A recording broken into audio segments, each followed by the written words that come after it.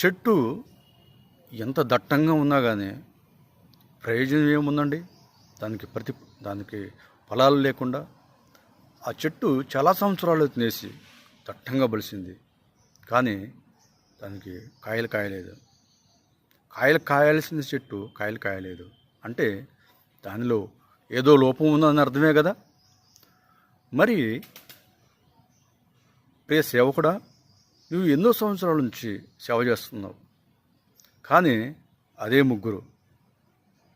కానీ ఆత్మలో నీ సంఘంలో ఆ ఇద్దరు, ఆ ముగ్గురు, ఆ నలుగురే ఎన్నో సంవత్సరాల నుంచి సేవ చేస్తున్నావు.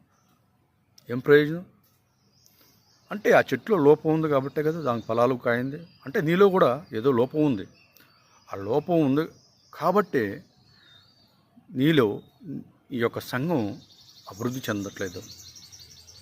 ఆ లోపాలు ఏంటో ఏమో కావచ్చు. ఏంటో తెలుసా? నీవు దేవుని పిలుపు లేకుండా సేవకు వచ్చావేమో, కష్టపడే తత్వం నీలో లేకుండా సేవకు వచ్చావేమో, నీ సొంత ఆలోచనలతో సేవకు వచ్చావేమో, చదువు సంధ్య లేకుండా, ఏ ఉద్యోగం లేకుండా, దేనికి పనికి రాకుండా ఉన్నాను అనే ఆలోచనతో సేవకు వచ్చావేమో, ఇంట్లో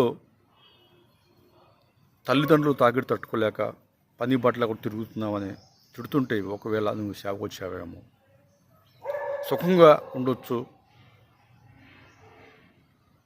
అనే ఆలోచనతో బైబిల్ పట్టుకున్నావేమో. ఈ లోపాలు నీలో ఉన్నాయేమో, ఎవరికి తెలుసు?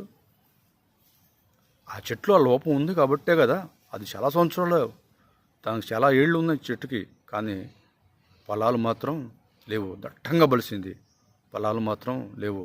లోపం ఉంది దాంట్లో. నీలో ఈరోజు లోపం ఉంది. ఆ లోపం ఏంటో నువ్వు గుర్తించి దేవుని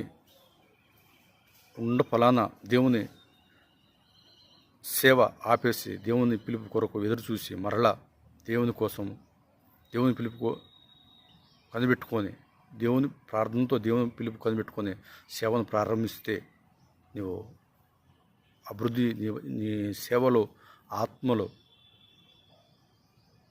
ఆత్మలతో నీ సేవ అభివృద్ధి చెందుతుంది. నీ సొంత నిర్ణయాలతో, నీ సొంత ఆలోచనలతో నీ సేవను నువ్వు అభివృద్ధి చేసుకోవాలంటే నీ వల్ల కాదు.